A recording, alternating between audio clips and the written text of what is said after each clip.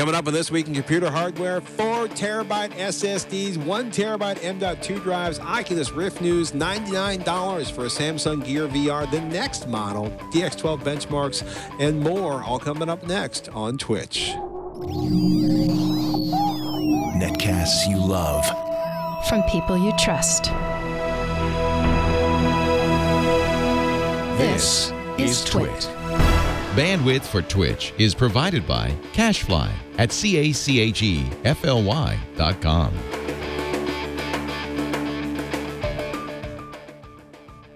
This is Twitch, This Week in Computer Hardware, episode 334, recorded September 24th, 2015. Oculus, Minecraft, and 4 terabyte SSDs. This episode of This Week in Computer Hardware is brought to you by Braintree. If you're working on a mobile app and searching for the right payments API, check out the Braintree V.0 SDK. With one simple integration, you get every way to pay. To learn more and to try out the sandbox, go to braintreepayments.com/Twitch. And by Proxpn. Proxpn is a virtual private network that allows you to use the internet the way it should be, anonymously and without oversight. Save 50% off the monthly price with a 12-month subscription. Go to proxpn.com/twit and use the code TWICH, TWICH, at checkout. Welcome to Twitch, This Week in Computer Hardware, Twitch's weekly show that aims to bring you the most useful, most informative, most engaging, most delightful, and occasionally furriest news about hardware available anywhere in the known universe or undiscovered dimensions. I'm Patrick Norton. I am Ryan Shrout. And those are lofty claims. Well, you know, some days you're just feeling it. I think I feel very lofty and very future-y today. Okay. Which is not to be confused with rampagey, which I do not feel today, which is a Phineas and Ferb reference. You'll learn about Phineas and Ferb later. I've already seen Phineas and Ferb. I am a fan of that cartoon as an adult. Oh, it's okay. amazing. It's pretty good. Yeah. The references, the classic movie references in there, not just like obvious geek references, but there's classic movie references and frame-by-frame recreations and stuff that are absolutely fantastic. I will also say that the Muppets show that started this week, I also really liked. I'm really excited to see that. But it was really good. I haven't been doing regular television in a while. I know. I understand. It's worth checking out. Maybe it's on the interwebs. Probably. Oh, my goodness. Oculus Connect 2 keynote was today. And, you know, the short of it is Oculus and VR are coming with a vengeance, whether you believe it or not. And Gadget's got a nice collection of coverage on what was going on. You know, it's funny. They actually created sort of their keynote as a 360-degree immersive experience, which is kind of crazy pants. But the big news, I think, is that Samsung is going to ship a $99 Gear VR in November. And on one hand, it's kind of funny because, you know, $99 VR will be affordable, which is true. But, you know, you also, you know. You have to have the phone. Yeah. Put in it. That's important, right? So the $99 price tag is awesome. And I think the price of the previous model was $299. Maybe $199. It's at least at least half the price of what it was before, and it does work with more than one phone, which is a big advantage. Before, the last one only worked with the Galaxy Note 4, I believe. This one will work with, I think what they said is all of the new 2015 Samsung phones, Note 5, the 6, the S6, and the Edge, I think, as well. So sounds about right. Yeah. And, you know, Samsung makes like, 30-something% of the phones sold in the world. So, you know, there's a whole lot of potential phones that can be used with this. The other thing is Fox has said they're going to bring more than 100 movies to the Oculus VR cinema. They demonstrated Epic Games, I guess, Bullet Train, a sci-fi shooter for the Oculus Touch. And I think the big news for a lot of people is the Minecraft Windows 10 edition, which is headed to the Oculus Rift VR headset. So, man, Minecraft, yo, it's going to be interesting because I've been talking to some people. I've seen some VR 360 video creations that some people I know have been working on lately in two very different areas. One very nature oriented, the other one is more animated oriented. And I'm suddenly realizing it. This VR thing is really about to happen, and I think with yeah, I think it's going to be a much better experience than say 3D on HDTV was, which kind of like flared and dead ended and disappeared in short order. Yeah, So, I think the upper limit of what you could get out of 3D on a TV was pretty small compared to what the upper limit is for this VR technology, right? And I give them credit. I give kind of this entire industry a lot of credit for not just kind of productizing it very early and putting it out there with a few demos and making money right away. It helps when you have somebody like Facebook buy the biggest, developer, kind of the innovator in this revamp of VR technology.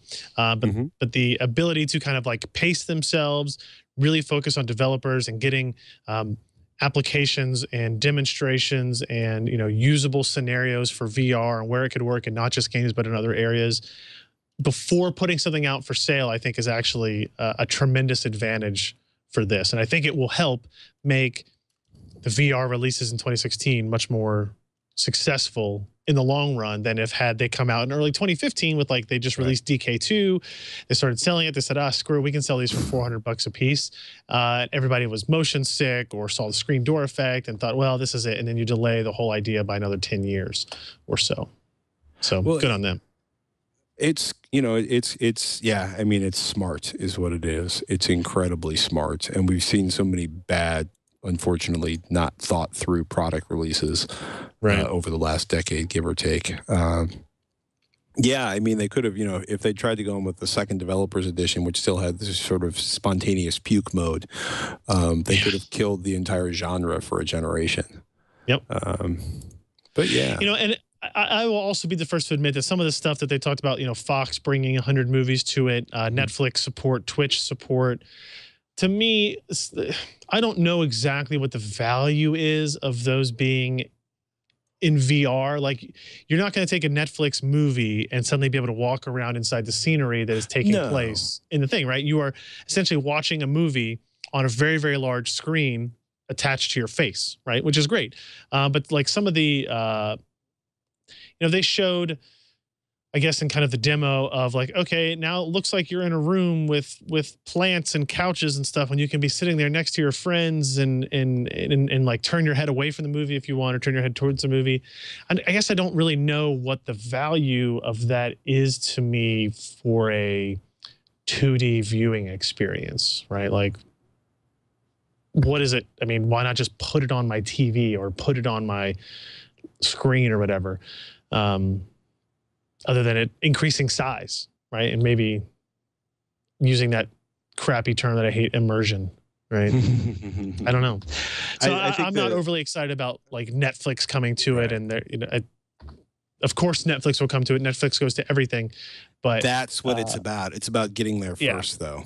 It's about making it. For those people who are like, I got $400, should I, buy this gadget here, or should I buy well, that gadget runs Netflix. I mean, it's thin. It's real thin, but it's, Netflix wants to be everywhere and they want to be there first. I mean, remember when remote controls came out with Netflix buttons? What could more cement the importance of Netflix in your life than having it on the very remote control you use to manipulate your theater? In any case, so GearVR, Samsung and Oculus, $99 in November. Minecraft coming for Oculus, which is a big deal. And still, the consumer version of the Rift is Q1 of next year, right? So that's actually the one that will be the most interesting. It'll. And then they're talking for those motion controls. I forget what they call it. Touch controls, that's Q2 of next year. So there's going to be a little bit longer wait for that, and I think that stuff is, that's the part I haven't had any hands-on time with, that everybody that has had hands-on time with makes it sound like this life-changing event, using that in a VR world, like and interacting with a different person in that way. So I'm eager to see what that's like, and hopefully I'll be able to try them out in the not too distant future. That would be nice. If not sooner, then certainly at CES. There will be so much. Yeah, I guess I'll have to go to that show again, won't I? Yeah. You love CES. You know what else? Do I? Yeah. All right. Because it feels so good to go home afterwards. Right. Okay, that's true. Yeah. You're going to go to CES and have like 3 nights of uninterrupted sleep, and then you're going to go home and be so happy you're no longer in Las Vegas in a hotel room. It's all awesome. And it's going to be new GPUs and stuff. It's good. Fable Legends benchmark DX12 performance testing continues. How much DX12? I mean, DX12 testing will not end. No, well, no, it won't. I mean, it will eventually, like DirectX 8 testing ended, but no. So, I mean, if you think about it, this is really only our third data point for DirectX 12, and really only our second data point of an actual game. Fable Legends is a free-to-play game coming out from Microsoft later this winter, I believe. It's going to ship on Xbox One and PC, cross-play compatible, all that type of stuff. And it will be using DirectX 12, both on the Xbox One and on the PC. Last week, a couple weeks ago, Microsoft came to us and said, hey, we want to give you guys an early look at this benchmark, help you, evaluate performance. Now, it's a gorgeous looking game. If you watch the video that we posted of the playthrough of the benchmark, we did that at 4K. It is beautiful, right? It's a gorgeous looking game, but it is a demo. There's no characters in it. There's no spells happening. There's no like kind of AI or interactivity. What you're looking at now is the original API overhead test there, but like when you actually see the Fable Legends stuff, it's a beautiful test, and that's our second benchmark that came out. That was Ashes of the Singularity. That one is interesting for a different reason. But if you look, I mean, if you talk about Fable Legends, the difference between it and what the Ashes test does is the Ashes of Singularity was try to put as much stuff on the screen as you possibly could, and that increases draw call counts, increases load on the CPU, and thus DirectX 12's advantages in CPU efficiency were really spot on.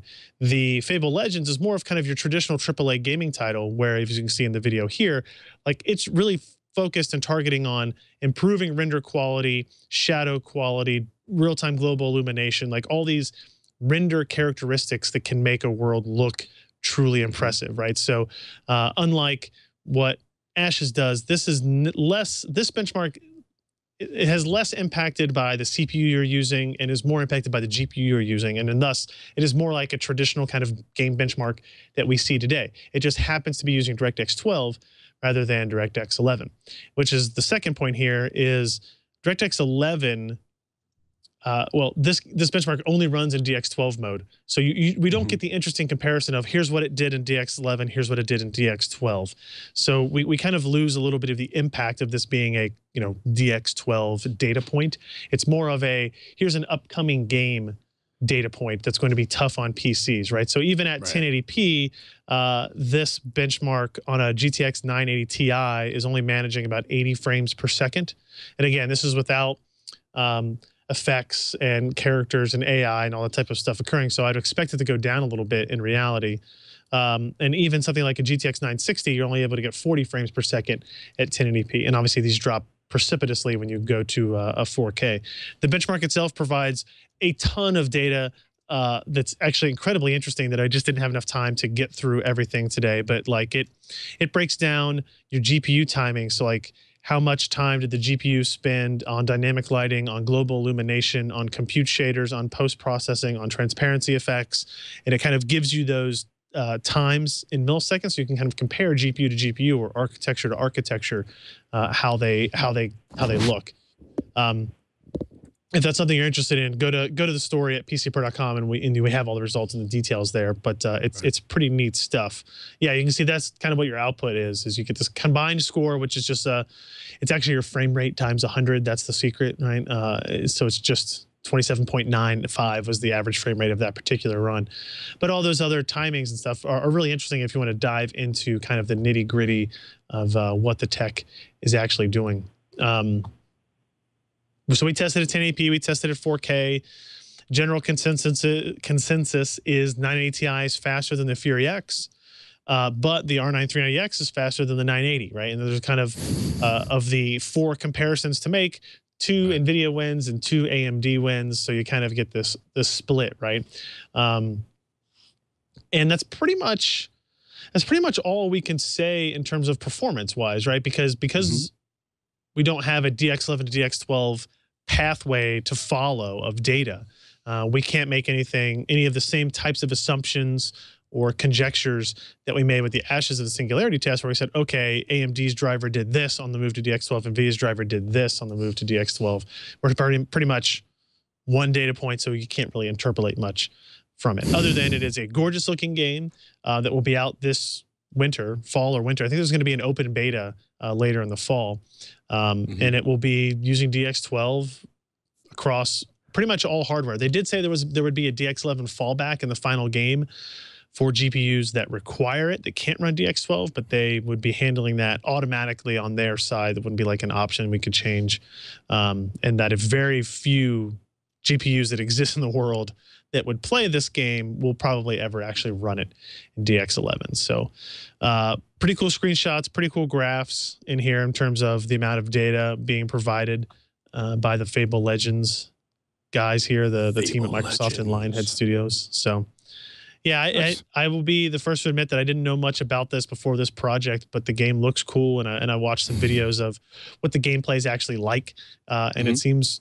pretty interesting. So cool. We like interesting games, and if they're pretty, even better. Oh my goodness. Ryan Shrout has every ThinkPad in the history of ThinkPads. I exaggerate grossly. Well, okay, so the Ken actually wrote up, Ken Addison of PCPro.com wrote up, choosing a ThinkPad, something for everyone, which is, it's amazing when you start looking at the lineups. You know, I'm sure everyone remembers the spring of motherboards, where every single motherboard manufacturer, at least the major ones, all seem to have 37 motherboards, 17 of which you couldn't buy unless you were an OEM or on some special list. But there are a lot of models. Like you look at the tags here, X250, X1 Carbon, you know, T450S, you know, there's 2-in-1s. There's a lot of product there's a lot of product coming out of Lenovo. You know, the more standard ThinkPads, the 450S, which technically is an Ultrabook, Ken notices. The ThinkPad X250, which is a little bit smaller than the 450S. Then I think we go up to, through the jump, the ThinkPad X1 Carbon. Are you currently carrying that notebook, or are you still thinking about currently carrying that notebook? No, I haven't. I have the XPS 13, so very similar in terms of like build quality and sizing and all that. But the X1 Carbon is the sexy Ultrabook equivalent in the ThinkPad line for sure. Right. With an integrated 50-watt-hour battery. And then there's the ThinkPad Helix, which is their dockable ThinkPad. So yeah, and it's the only one that uses a Core M processor instead of a Core i5 or i7 capable processor. It's really interesting, right? So this was one of those things where we had a whole bunch of Broadwell ThinkPads. We like, okay, it's too late in the cycle to do full reviews of them. We've had them for too long. What can we do? It's like, well, these form factors are going to continue on to Skylake and beyond. So let's talk about form factors and what the advantage is. If you look at that T450S or the X250, you can get, I guess it's, what is it, 95 watt-hours of battery on one of those machines. If it has an integrated 3-cell 23 watt-hour, and then you can get the 6-cell, which is a little bit fatter, kind of bulges out the bottom of the laptop, 6-cell 72 watt-hour battery. But there's all this 95 watt-hours of ability there that truly is like a lot of laptops and Ultrabooks claim to have all-day battery life. The iPad Pro claims to have all-day battery life. This is actually how you get it. You get it by putting a massive battery on a machine. Right. So 95 watt-hours is awesome. It's available in those two. And that's why, like, the Ultrabook of the X1 Carbon dropping to 50 watt-hours, it's not expandable. You can't add another battery to it. Why, for me, for my money, the T450 or the X250 is where I would go in this ThinkPad comparison, because I am a battery life junkie. Like, yes, sleek, sexy, thin, cool. I get it. I mean, I own an XPS 13. That's why I do it. That's why I have it, to be honest with you. But it also has pretty good battery life. It does not have 95 watt-hours worth of battery life, but it does do pretty well. So, you know, if you're a frequent traveler, if you're a person who wants to leave at the morning with your laptop charged and come back at 5 o'clock and not have to worry about lugging a cable around or plugging it in at each meeting you go to. 95 watt hours is pretty hard to beat, and Lenovo does a great job with power management software and making sure that you're not wasting any of that battery capacity. So don't waste the capacity. This story is up here. Like if you're looking at ThinkPads and you want to see what the highs and lows of each of these are, in our opinion, that's what that's for. And like I said, I would probably wait. I wouldn't buy a Broadwell-based system now. Skylake-based systems will be out very soon, but the form factors and the ideas here will remain pretty much unchanged. You might get a couple of accessory additions or something with Skylake, and you'll actually, if anything else, you'll get a little bit better battery life than you did with these Broadwell models too. So something to keep in mind. And again, these in my opinion, you still can't beat the ThinkPad keyboards.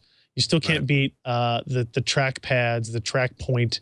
Like just some of the features of these machines are kind of universally awesome, even when you get into the Ultrabook X1 Carbon form factors. So still a big fan of what the Lenovo guys are doing over there. As are we all. It's good stuff, people. We haven't said this in months or weeks, perhaps. But the world's fastest, it's mobile GPU. We haven't said this in we haven't said this in forever. GM204 GTX 980 for notebooks. Pack a full GTX 980 on the go. Are we truly talking about full desktop grade 980 performance, sir? You actually really are this time.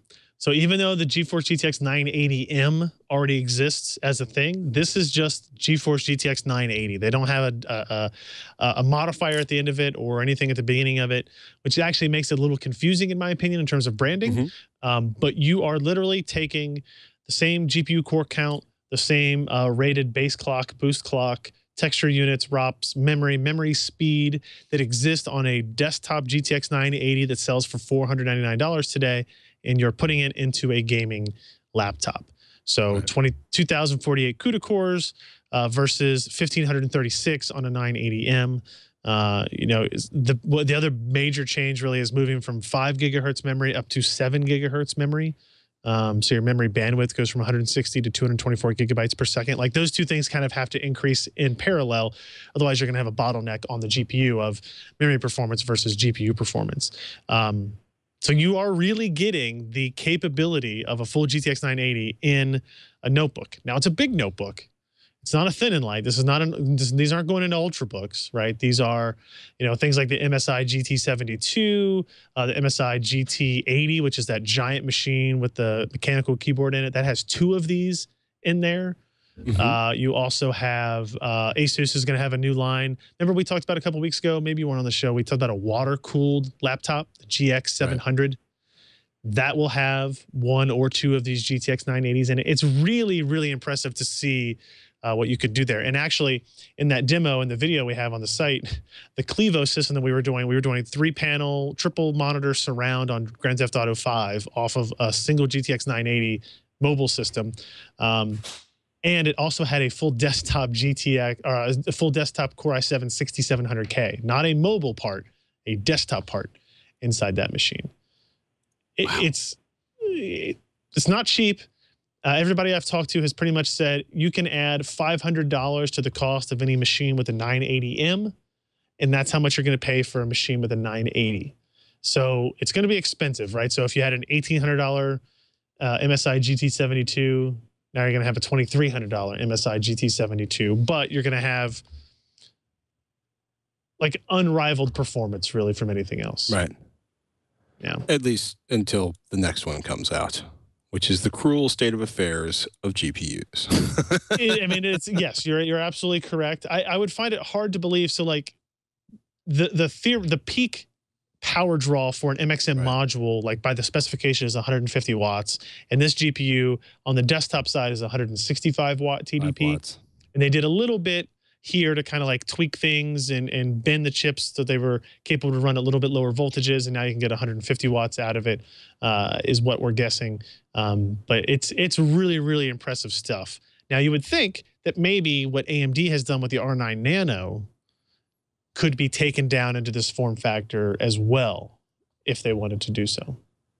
If they sense a market and they think it will hurt AMD, I'm pretty sure NVIDIA will do it. I'm just saying. I'm just saying. Yeah. If you want something easy and simple in your life and you happen to be a developer or a business person running a mobile app, you need a simple payment solution, you need to check out Braintree. This episode of This Week in Computer Hardware is brought to you by Braintree. Code for easy online payments. It's the V.0 SDK. It makes it easy to offer multiple payment types. PayPal, Apple Pay, Bitcoin, Venmo, cards, more, all with a single integration in just 10 lines of code. Seriously, simple, secure payments you can integrate in minutes. Developers, you can actually get things done quickly and move on to more important stuff on your site or your app. You don't have time? Give Braintree a call. They'll handle the integration for you or walk you through it.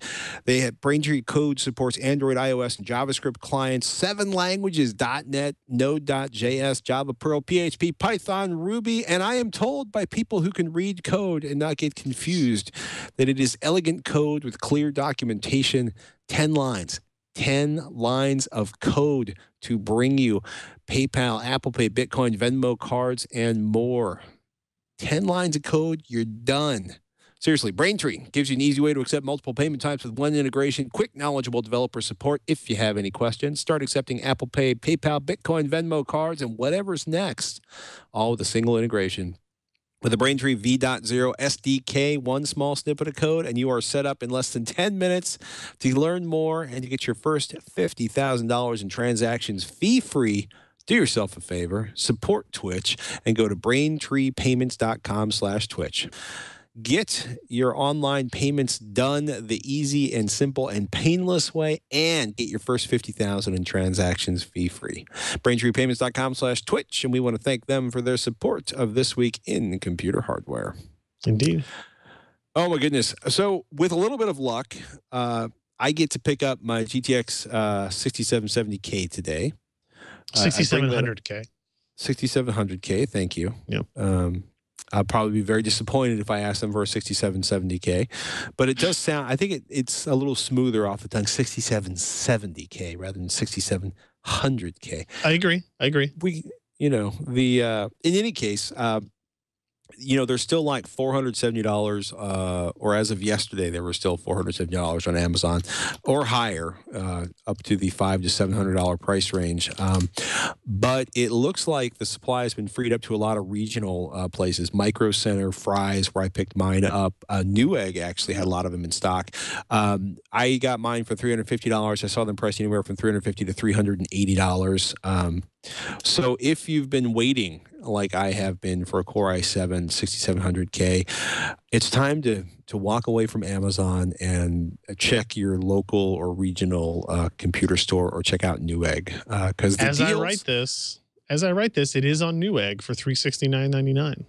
Boom, and it's on Amazon for $438. Yeah. Oh wait, which is still too high. Still way too high. Too high for my blood. But there are all alternative sources. Let's see, 23 new from $369.99.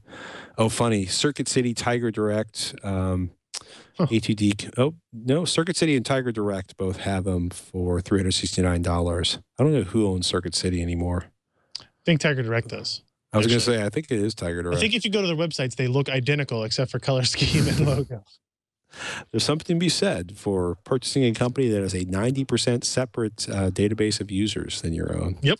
Indeed. So I have a question for you. Should I go with DDR4 2400, or can I just go with a standard DDR4 2133? What do you think? I mean, honestly, you could probably get away with 2133. Depends on, how much difference is there in price, right?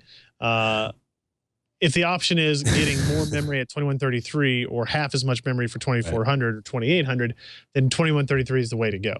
Because that's still not going to be a substantial bottleneck on anything, really, right? Especially since you're not using integrated graphics. I mean, it's 16 gigabytes with 2 8 gig sticks at 2133 is crucial branded memory for $88.99. By the time I get up to DDR 2400, I'm paying a whopping $112. So it's kind of crazy, like the 2666 megahertz stuff, where it's Oh, hey, that's a 32 gigabyte kit, which I want badly, but should not get.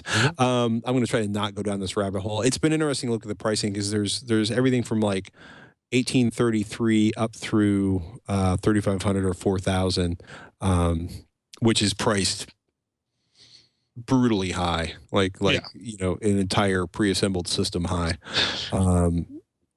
But I was curious because part of me wants to get 2400, part of me wants to get something faster. Is it going to will the memory speed dramatically impact the overclockability of Skylake? No, because that part is completely unlocked, so you can just adjust the multiplier to the memory, right? Like you can keep the memory at whatever speed you want, and then adjust the overclocking base clock or multiplier of the processor cores without any impact on it. Good. That makes me happy. Now I really don't care about memory speed anymore. No, it's because we overclocked some video rendering machines we built at Discovery before I left, and it was amazing. Like we got like a 30% increase. You know, with 10 minutes of overclocking work, we got a 30% increase in performance on rendering. So I'm a big fan of overclocking again because it does things for you. Oh my goodness. Thrustmaster TX F458 Ferrari Italia edition review, stepping up the wheel game. You guys have gone from like no wheel reviews in a decade, and all of a sudden, true. You went to an inexpensive wheel, and now Josh is rocking the Thrustmaster with the dancing pony. It looks lovely. I wonder how much that logo costs, right? Like that's what I want to know. I don't know. I mean, it's not. I think this was like a $299 wheel set. Let me double check here on the price. It's not super expensive, but it offers a fairly interesting feature set. Right? It's let me see here. Let me make sure I'm not lying about the pricing here. $295. Yeah, for the TX F458 Ferrari Italia edition. What's interesting about what they've done here is that. So with the Logitech G29 we looked at recently, it had helical gears on it in terms of how the force feedback and everything worked. This uses dual belt push-pull systems, right? So it's using a dual belt and pulley system, which generally means you're going to have a smoother experience with the wheel, right? So with a helical gear system, every once in a while it has to transition between the gears as it needs to put more force back to you as the player. With the belt system, you don't really have that. It's more of a continuous type of thing. So that's an advantage, I think, in terms of the system that is integrated into it. But if you look at some of the other things, Josh talks about how the wheel doesn't seem to be as sturdy or as nicely built as we have with the Logitech, right? So I think this wheel is more of like a plastic wheel cover on it as opposed to actually using real leather on it.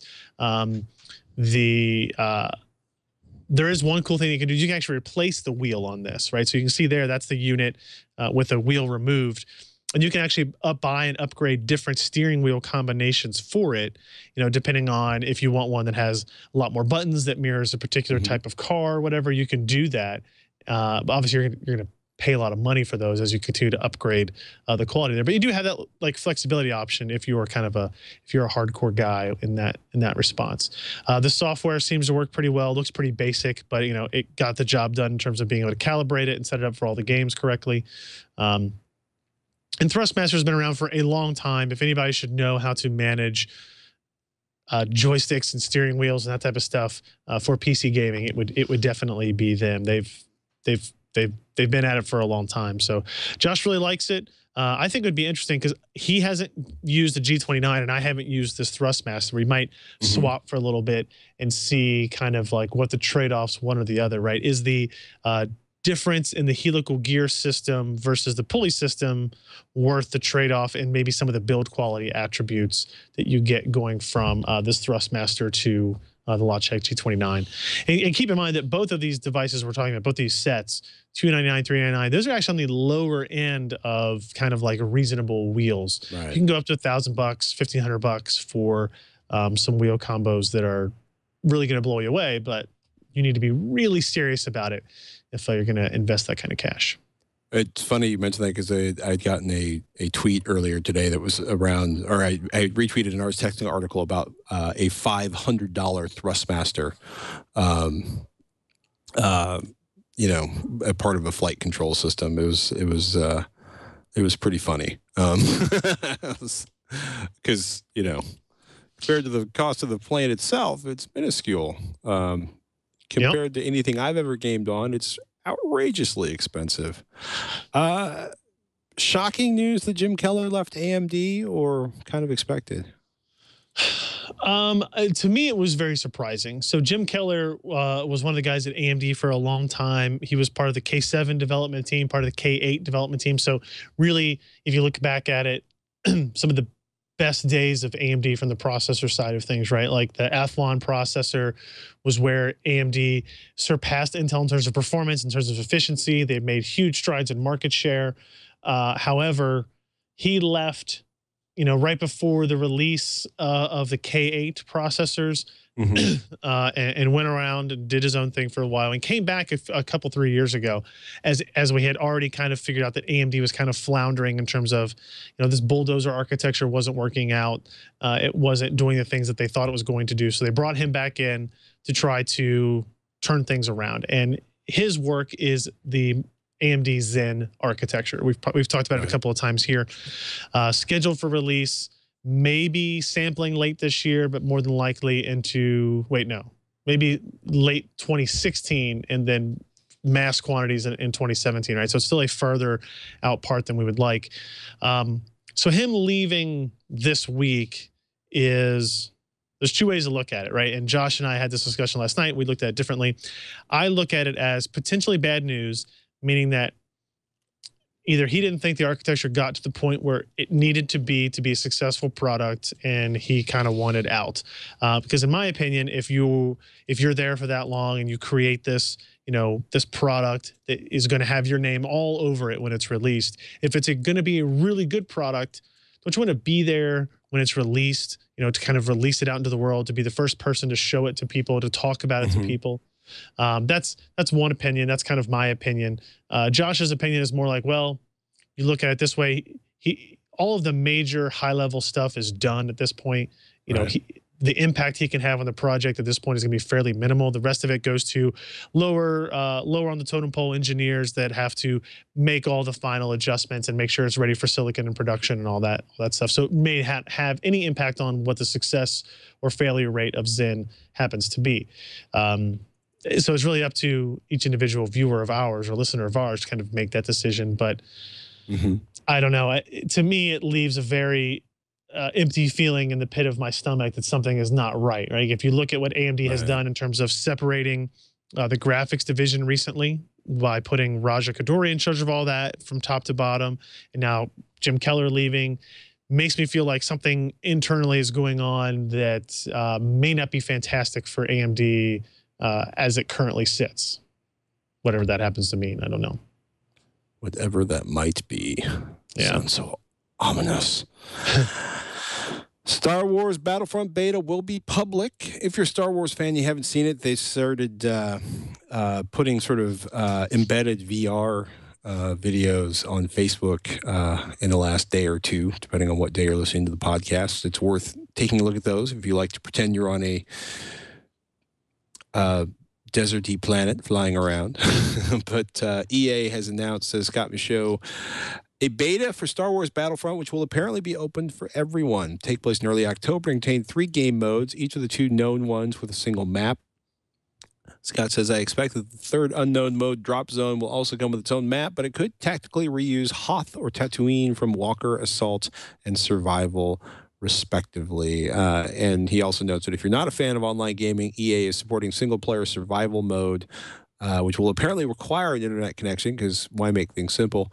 But, quote, it is unclear whether you need to have it active to play in the offline mode while you play it. So, excited. Game comes out November 17th. The beta will be available in early October, and we are anticipating, Scott, to go offline for several days. Me too. I will probably do that as well. So hopefully it doesn't come out on a Thursday morning or something. Yeah, talk to your wife about that. Fair. Harsh but fair. You know what's harsh? When people look at your traffic on the internet, if you're staying in a hotel using the Wi-Fi in a coffee shop, maybe you're in a strange office. Your packets are naked, alone, moving across the internet, exposed to any nefarious or just slightly bizarre human being that cares to scan your traffic and find out your innermost secrets. Now, if you already encrypt your traffic, that's great, but most of us don't, which is why you need something like Proxpn. It's a virtual private network. Works with almost any internet connection. Creates a VPN. It's a secure encrypted tunnel. All your online data passes back and forth through it. Any online application can work with Proxpn, including web browser, email, file sharing, and instant messaging programs. And the people between your computer and Proxpn servers will have no idea what you've done. They know some packets are moving, but they can't read them because they're encrypted inside a VPN. It's awesome. It'll disguise your physical location should you want to watch curling in Canada, despite the fact that you live in the United States, or actually more important things than that, like if you're working on a project where your locale cannot be revealed. You get unfettered access to any website or online service, no matter where you live or travel to. Zero logging. Proxpn keeps no record of your online activity. They secure your privacy through a 512-bit encryption tunnel and a 2048-bit encryption key. No IPv6 traffic leakage or DNS hijacking. Proxpn is fully protected and update. Protect yourself against your ISP 6 strikes rules, monitoring and throttling, because they'll just see packets and they can't make a decision on how to stuff them in an irritating fashion if they can't see what the packets are. More servers, improved speeds, US, UK, Asia, and more. Steve Gibson gave a great review on security now. Windows and Mac software with advanced controls. You can select ports, connected startup, select which program should be shut down if your anonymous connection is ever interrupted. It's pretty slick. You should check it out if you're interested in security. And at this point, in this day and age, people, everyone should be interested in security. Seriously, I mock, but I'm actually dead serious, especially if you travel a lot and stay in hotels and use the Wi-Fi there. Proxpn.com/twit for more information and to sign up. Proxpn premium accounts are normally $9.98 a month. We got a special offer. If you use the code TWiCH at checkout, you'll receive 50% off the monthly price when you sign up for a 12-month subscription. That is less than $5 a month when you sign up for a year, and it's good for the lifetime of your account. If you're not satisfied, you can cancel within 7 days for a full refund. Seriously, check it out, people. Proxpn.com/twit. Sign up with the code TWiCH, TWICH. You'll be supporting This Week in Computer Hardware and securing your internet traffic, which is a really good idea. Proxpn.com/twit. Use the code TWICH. And hey, if you want to be, look, Visa, PayPal, Bitcoin, they'll take your money however you want to pay it. And we want to thank Proxpn for their support of This Week in Computer Hardware. So very much. It's good stuff. Yeah. We are going to sneak through a couple of last announcements. There was a hard out on today's show because apparently Ryan doesn't want to leave his baby sitting in the street out in front of the child care center. We had a late start on the show today. Whatever, you know. I know. My son is in the office with me today and is staring in abject horror at me right now. Which you is just leave kids out in the street? What? You can always remind them that. I think that's good parenting. So, well, maybe later on we'll talk about that as an advanced parenting skill. Right now, you're with poop and keep the ping pong ball full. That's correct. Samsung launches 950 Pro, 300,000 IOPS and 2.5 gigabytes per second from an M.2 VNAND SSD. Alan writes, I've been waiting a long time for Samsung to put their VNAND flash memory into a PCIe connected SSD, and such a product has been officially announced at the Samsung SSD Global Summit. The sequential performance is really nice. The random performance is really nice. And what's really, really, really nice is the pricing. 256. Oh, goodness. Let me try that with an actual consonant. 256 gigabytes for $199.99. 512 gigabytes for $349.99. 1 terabyte will come early next year with the switch to 48-layer VNAND. It's going to have a 5-year warranty. Rated at 200 terabytes, written for the 256 gigabyte model, and 400 terabytes written for the 512 gigabyte model, which should be 100 gigabytes per day for both capacities, which is far, far beyond what any normal human will do in their day-to-day usage. So it's important to note that not only are these PCI, so they're M.2 form factor, PCI Express, NVMe. So this is kind of the, I guess this is, I'm going to consider it the second consumer NVMe product released. The first one was the Intel SSD 750 series. Those were add-in cards. You had the add-in PCI Express card, or the what they now call U.2 connector, which is it's a weird little adapter that, you know, some motherboards ship with adapters for M.2 to U.2 that allow you to attach a 2.5-inch looking SSD of sorts.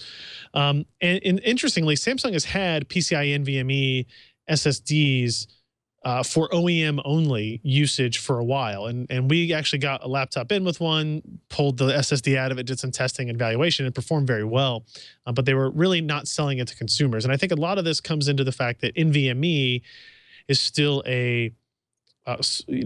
platforms that support NVMe rather are still a small portion of the market, right? So you've got Z97 with some support, Z170 with support, and X99, I believe. Some X99 platforms have been updated for support with that, but not many, right? So if you go back beyond that, without NVMe support, that basically means that you could, if you still have an M.2 port, you can use the drive, but you won't be able to use it as a boot drive. It becomes very difficult to configure and work in that manner. So I think in reality, Samsung was kind of waiting for new platforms to come out, updates to kind of percolate back down into other platforms. And I don't think we're in a fantastic spot for that, but I am glad to see new products, you know, because will we see 950s in a SATA, like the 950 brand in a SATA form factor? It's kind of an interesting debate now. I think we probably will to some degree, because there will be a place for budget products, right, that are going to be lower cost than this, that don't need 2.5 gigs of read performance or 1.5 gigs of write performance. Although, why wouldn't you need that, right? I mean, that just makes sense. Also, keep in mind that the 1 terabyte version coming early next year does require a switch to a 48-layer 3D NAND, VNAND, as opposed to 32 NAND or 32 layer, because apparently they're only putting chips on one side of those M.2 cards, right? So if you're looking at it, there's only two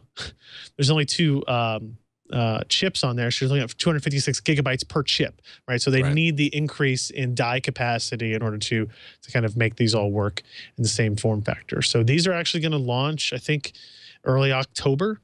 Alan already has a couple of samples waiting for him to come back to start the whole testing process with that. But I'm pretty excited about this. I think this is what we've needed to see in kind of that M.2 form factor for a while. One last thought before we go today. 4 terabyte SSDs coming in early 2016. 1 terabyte M.2 drives coming in early 2016. Thanks to that new 48-layer VNAND 3D memory. VNAND SSD